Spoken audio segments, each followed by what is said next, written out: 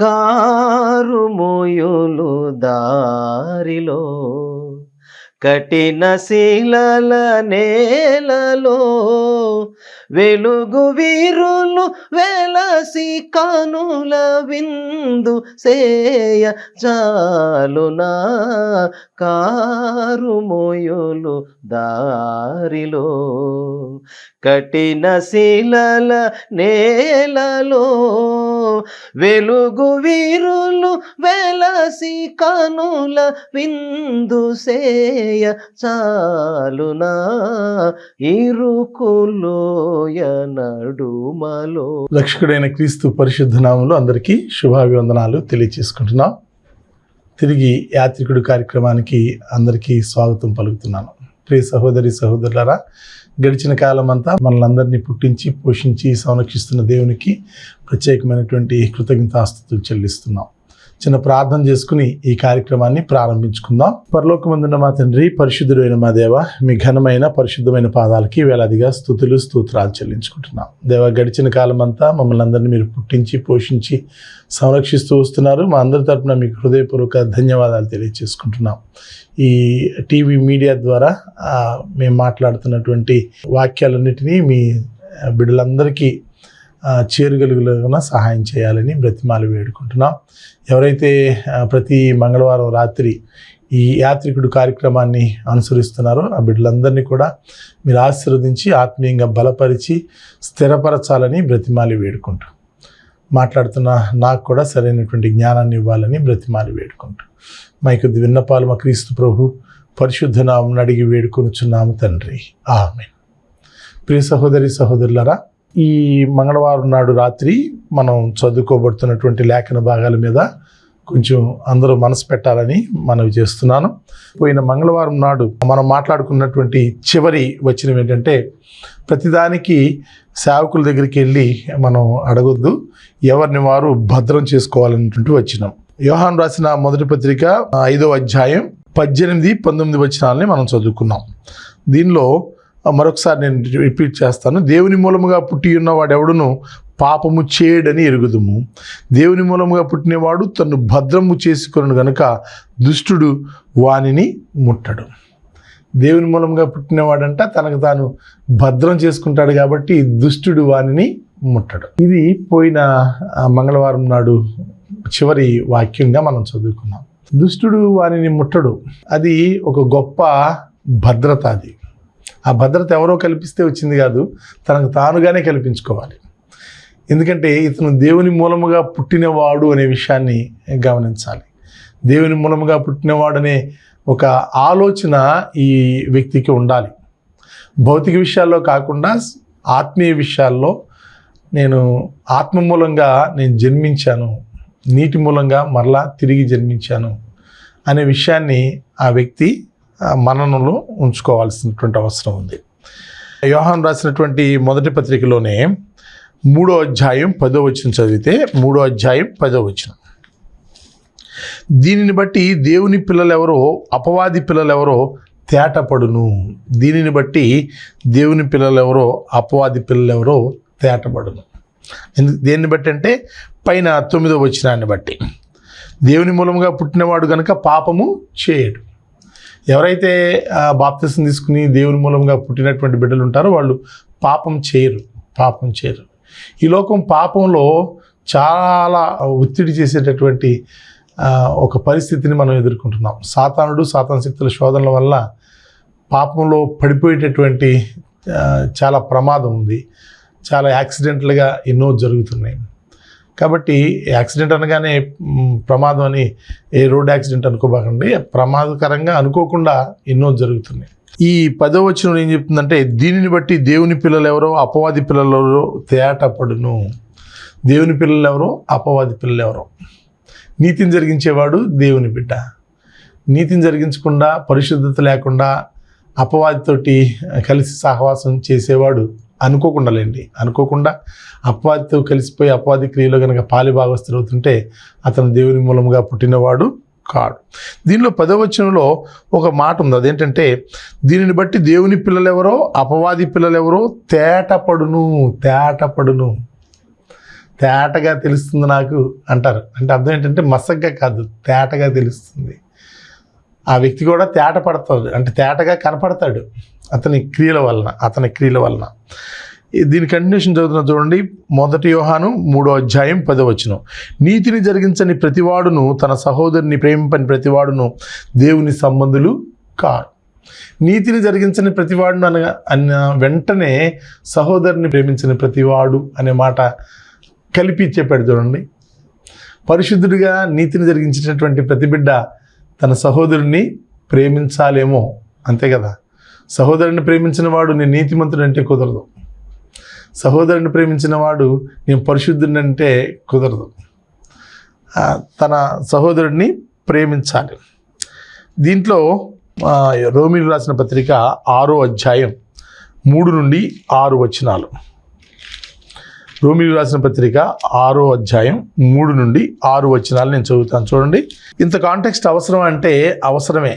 ఎందుకంటే రోమాలో ఉన్నటువంటి పరిశుద్ధులతో అపోస్తలుడైన పౌలు రాస్తున్నటువంటి మొదటి ఉత్తరం ఇది. అంటే రోమాలో పరిశుద్ధులకి ఈయన రాస్తున్నటువంటి ఉత్తరం. మొదటి ఉత్తరం అంటే నా ఉద్దేశం ఇక్కడ ప్యాకింగ్లో ఉంది కాబట్టి మొదటి ఉత్తరం అని కాదు. గలతీయులకు రాసిన పత్రిక ఈయన ఉత్తరాల్లో మొదటిది. కానీ ఇక్కడ రోమీయులకి తను రాస్తున్నటువంటి పత్రిక అని మొదటిసారిగా ఆయన ఉత్తరం రాస్తున్నాడని చెప్తున్నారు. దీనిలో 6వ అధ్యాయంలో 3-6 చదివితే, క్రీస్తు యేసులోనికి బాప్తిసం పొందిన మనం అందరము ఆయన మరణంలోనికి బాప్తిసం పొందితమని మీరు ఎరుగరా. అంటే రోమలో ఉన్నటువంటి పరిశుద్ధులు దీన్ని మర్చిపోతున్నారంటారా? అంటే దేవుని మూలంగా మేము పుట్టామన్న విషయం మర్చిపోతున్నారంటారా? మన కార్యక్రమం యాత్రికుడి కార్యక్రమంలో మనం యాత్ర చేస్తున్నాం. యాత్ర చేస్తున్నప్పుడు మన జీవితం అంతా యాత్రలాగానే ముగిసిపోకూడదు. మనం దానిలో జీవించాలి, దాన్ని అనుభవించాలి జీవితాన్ని అని మనం అనుకుంటున్నాం. దానికి ఎన్నో అడ్డంకులు బయట మనం ఎదుర్కొంటున్నాం. అవి నోయింగ్లీ అన్నోయింగ్లీ, తెలిసి తెలియక కూడా మనం ఎన్నో ఇబ్బందులు పడుతున్నప్పుడు ఒక పరిశుద్ధుడిగా ఉన్నటువంటి వాడు, ఒక నీతిమంతుడిగా ఉన్నటువంటి వాడు ఎలా ఈ లోకంలో నుంచి తాను భద్రపరుచుకోవాలనే విషయంలో ఒకదాని వెంట ఒక వచనాన్ని చదువుకుంటూ ఈరోజు కూడా ఈ యాత్రికుడి కార్యక్రమంలో ఈ వాక్య భాగాన్ని మనం కొనసాగిస్తున్నాం. దానిలో భాగంగానే అపోస్తలుడైన పౌలు ఇలాంటి ఇబ్బందులు పడేటటువంటి రోమాలో ఉన్న పరిశుద్ధులకి రాస్తున్నటువంటి మాటలు ఇవి కొత్తవి కాదు, పాతవే. జనరల్గా వాక్యం చెప్తున్నప్పుడు కొత్త విషయాలు చెప్పాలని కోరుకుంటారు అందరూ. సేవకులు కూడా కొత్త విషయాలు చెప్పాలని, కరెంట్ అఫైర్సో లేకపోతే హిస్టారికల్ ఇష్యూసో లేకపోతే ఏదన్నా కొత్త విషయాలను చెప్పడానికి ప్రయత్నం చేస్తారు. కానీ పౌలు అలా చెప్పలేదు. పౌలు రోమీలో ఉన్న పరిశుద్ధులు ఎలా పరిశుద్ధులు అయ్యారో ఇంకొకసారి వాళ్ళకి రిపీట్ చేస్తున్నాడు. ఇలా మీరు పరిశుద్ధులు అయ్యారు. ప్రభు అయిన యేసుక్రీస్తు మానవుడిగా ఈ లోకానికి వచ్చాడు అంటే తన ఆత్మీయ విషయాల్లో తను తండ్రికి కుమారుడిగా పరలోకంలో ఉన్నటువంటి ఆ స్థితిని కూడా వదిలిపెట్టి ఈ లోకానికి రిక్తహస్తాలతో వచ్చాడు, మానవుడిగా వచ్చాడు. అంటే ఆయన మానవులందరి కొరకు చనిపోయి తిరిగి లేవటానికే వచ్చాడు. ఆయన రక్తాన్ని చిందించాడు. ఆయన చనిపోయి తిరిగి లేచిన తర్వాత ప్రారంభమైనటువంటి సువార్తలోనే అందరూ రక్షించబడ్డారు. ఎప్పటికీ సువార్త ఎవర్ గ్రీన్గా ఉంటుందండి. సువార్త అనగానే ఒక వ్యక్తి రక్షింపబడితే సరిపోద్దని అనుకోవటం కాదు, కానీ ఆ తర్వాత కూడా అనేక విషయాల్లో ముందుకి కొనసాగించడానికి ఈ సువార్త అనేది మొట్టమొదట ప్రేరకంగా ఉపయోగపడద్దు అనమాట. ఇందులో ఆ రోమాలో ఉన్న పరిశుద్ధులకి అపోస్తలుడైన పౌలు ఇదే విషయాన్ని మరలా రిపీట్ చేస్తాడు చూడండి. 3వ వచనంలో, క్రీస్తు యేసులోనికి బాప్తిసం పొందిన మనమందరము ఆయన మరణములోనికి బాప్తిసం పొందితమని మీరు ఎరుగరా అని క్వశ్చన్ మార్క్ ఎందుకు వచ్చింది? ఏం బాబు నీకు తెలియదు ఆ విషయం, ఎందుకు ఇలా చేస్తున్నావు అంటే తెలుసు అతనికి, కానీ మర్చిపోయినట్టుగా లేకపోతే నిజంగా మర్చిపోయి ఇలా తప్పుగా చేస్తున్నాడు ఆ పని అని అర్థం. లేదా ఆమె మీరు ఎరుగరా అంటే నీ ఎరుగవా? ఎరుగును, ఇంతకుముందు ఎరుగుదురు, అతను ఎరుగుదురు, ఎరిగే ఉన్నాడు, కానీ దాన్ని ఇప్పుడు మళ్ళీ తప్పుగా చేస్తున్నాడు. అలాగే రోమాలో ఉన్న పరిశుద్ధులతో మాట్లాడే మాట ఏంటంటే మీరు ఎరుగురా, మీరు మరణంలోనికి బాప్తిసం పొందుతారని మీరు ఎరుగురా, కాబట్టి తండ్రి మహిమ వలన క్రీస్తు మృతుల్లో నుండి ఎలాగూ లేపబడినో అలాగే మనమును నూతన జీవం పొందిన వారమై ఇప్పుడున్నటువంటి పాత జీవం కాదండి, నూతన జీవము పొందిన వారమై, అంటే నూతనంగా ఒక ప్రత్యేకమైనటువంటి ఉనికిని పొందిన వారమై. ఈ లోకంలో లేదా ఉనికి, ఈ లోకంలో లేదా నూతన జీవం. అంటే ఈ లోకం అంటే దేశం అంటే మట్టి కాదే మనుషులు అన్నట్టుగా ఈ లోకం అంటే ఈ కొండలో కోనలో లేకపోతే భూభాగాలు ల్యాండ్స్కేప్స్ కాదు కదా. దానిలో నివసించేటటువంటి పక్షులు, పశువులు, క్రిమికీటకాదులు, జంతువులు కాదు. ఇవన్నీ కూడా మనిషి కొరకే దేవుడు పుట్టించాడు సహాయం చేయటానికి. దీని మీద ఉన్నటువంటి మనుషులే ఆయనకి ప్రియమైనటువంటి వారు. ఈ మనుషులే నీతిమంతులుగా తీర్చిదిద్దబడాల్సినటువంటి అవసరం ఉంది. అలాగే ఈ 4వ వచనంలో ఏమంటాడంటే, కాబట్టి తండ్రి మహిమ వలన క్రీస్తు మృతుల్లో నుండి ఎలాగూ లేపబడినో అలాగే మనమును నూతన జీవం పొందిన వారమై నడుచుకున్నట్లు మనము బాప్తిస్మం వలన మరణములో పాలు పొందుటకై ఆయనతో కూడా పాతి పెట్టబడితిమి. ప్రభు అయిన యేసుక్రీస్తు ఎలా పాతి పెట్టబడ్డాడో అలాగే మీరు కూడా పాతి పెట్టబడ్డారు కదా. ఎందుకు ఈ విషయం మీరు ఎరగరా?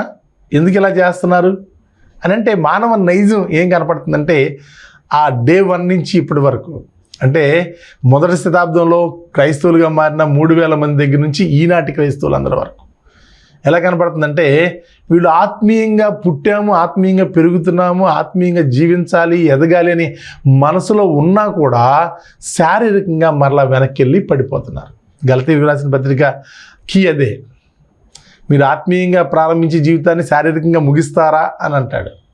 కాబట్టి ఈ లోకంలో స్ట్రగుల్ ఆల్వేస్ ఏం జరుగుతుందని అంటే ఆత్మీయంగా ఉండాలని మనకు తెలుసు, ఉంటున్నాము, కానీ అనేక విషయాల్లో మరలా తొట్టిల్లి పోతున్నాం, అనేక విషయాల్లో పడిపోతున్నాం, జారిపోతున్నాం. కనుక ఇక్కడ ఆయన పునరుద్ధానం యొక్క సాదృశ్యమందును ఆయనతో ఐక్యం గలవారమై యుందుము.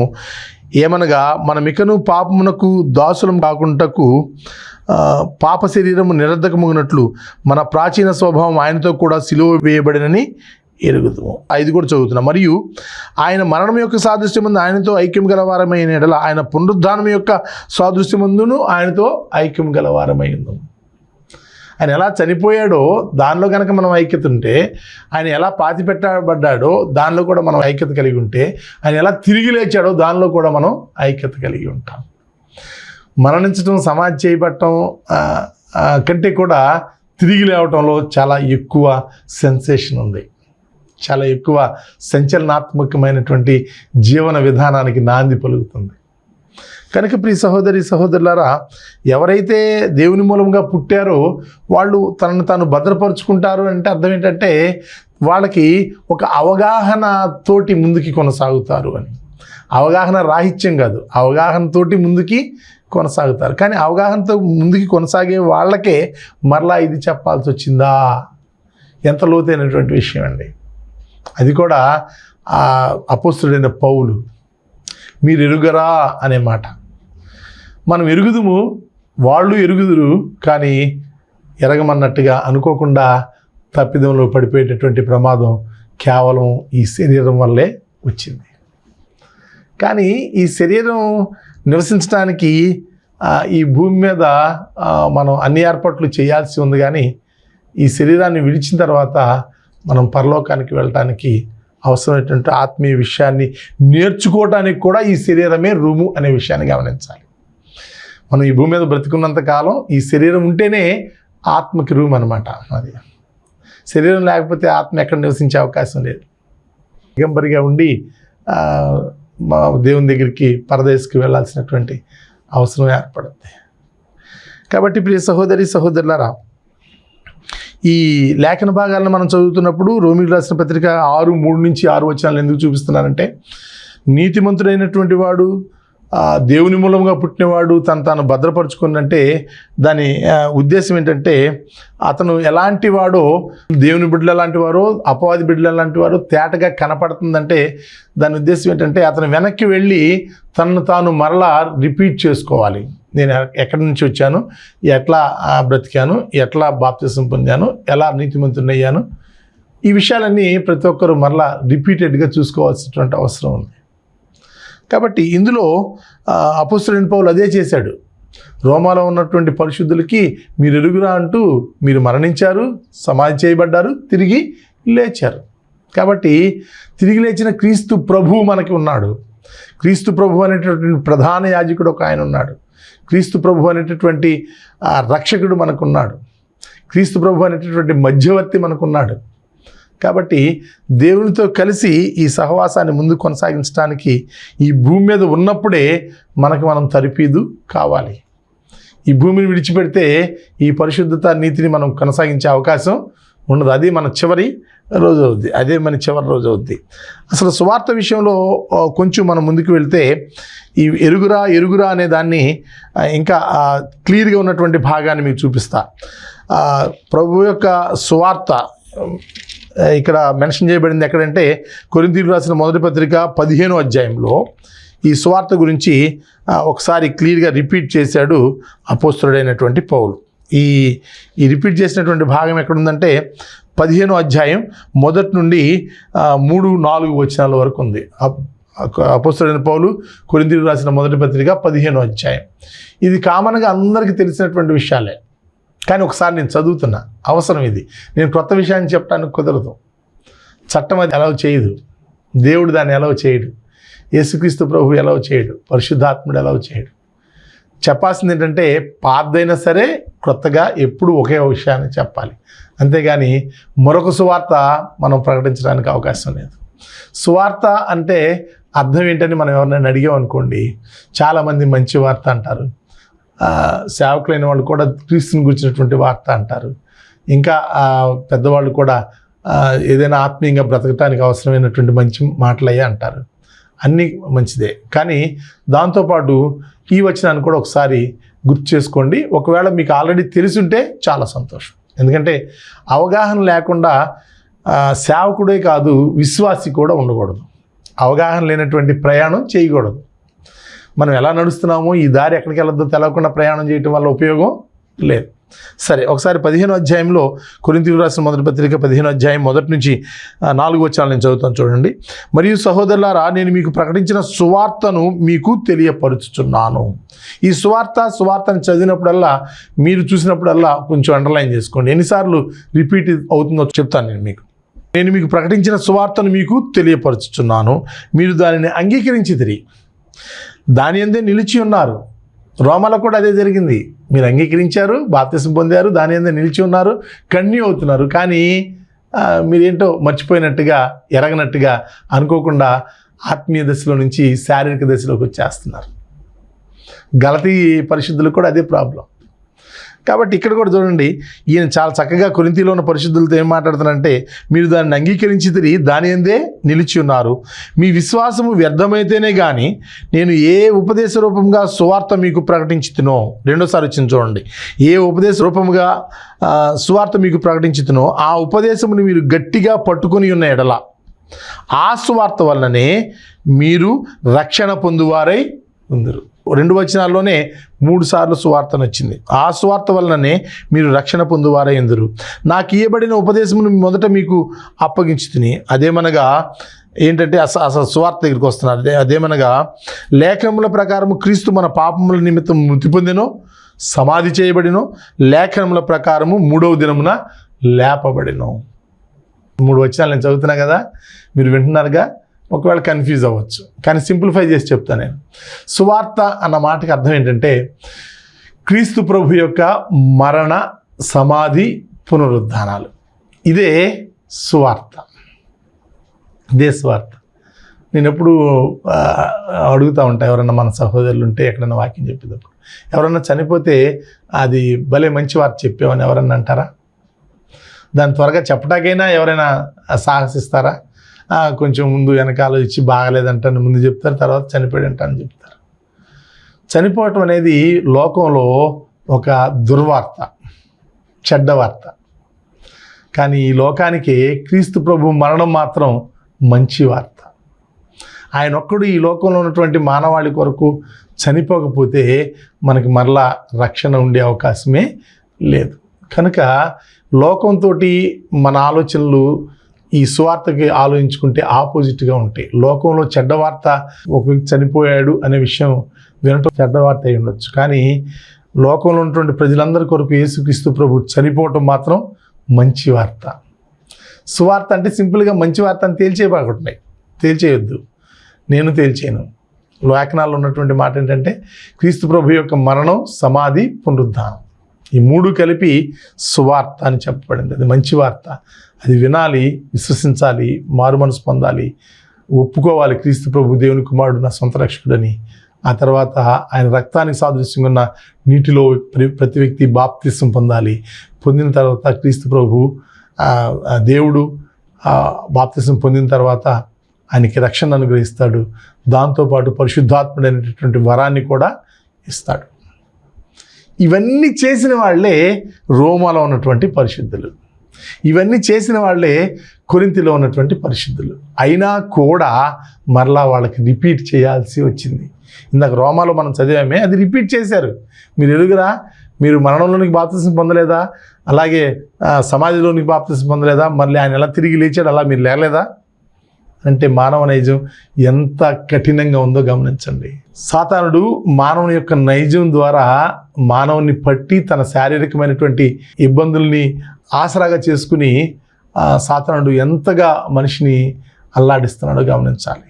రోమీయులకు రాసిన పత్రిక 8వ అధ్యాయంలో 12-13 వచనాలు చదువుతున్నాను నేను. కాబట్టి సహోదరులారా, శరీరానుసారముగా ప్రవర్తించుటకు మనము శరీరమునకు రుణస్థులము కాము. మీరు శరీరానుసారంగా ప్రవర్తించిన ఎడల చావవలసిన వారై యుందురు.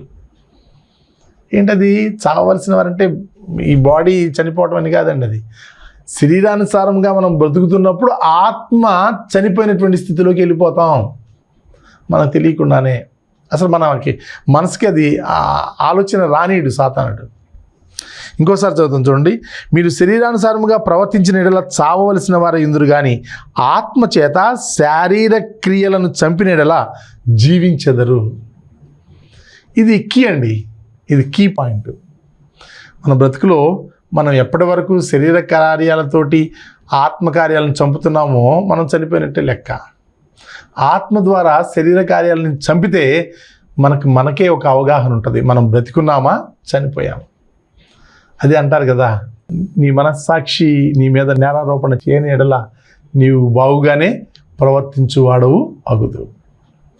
ఎవరికి చెప్పాల్సిన అవసరం లేదండి. వాక్యం ఉంది, వాక్యం చెప్పాల్సినటువంటి బాధ్యత సేవకులుగా మా మీద ఉంది.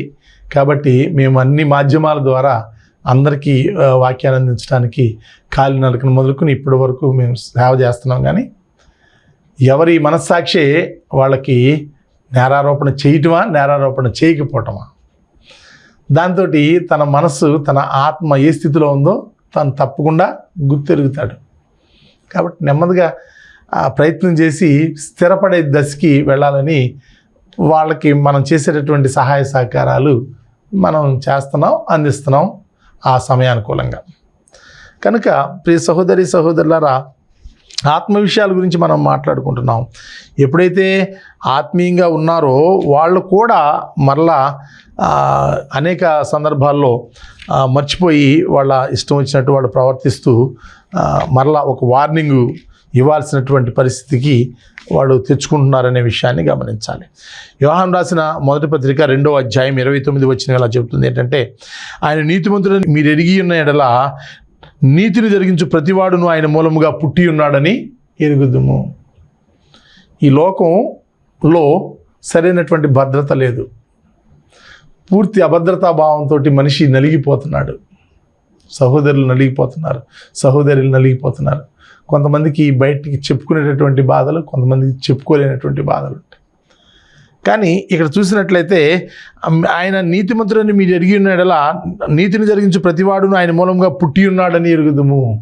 పుట్టి ఉన్నాడని ఎరుగుదుము అంటే ఆ ఎరగటం అనేది ఒక భరోసాని, ఒక బలాన్ని ఆత్మీయంగా ఇస్తుందనే విషయాన్ని గమనించాలి.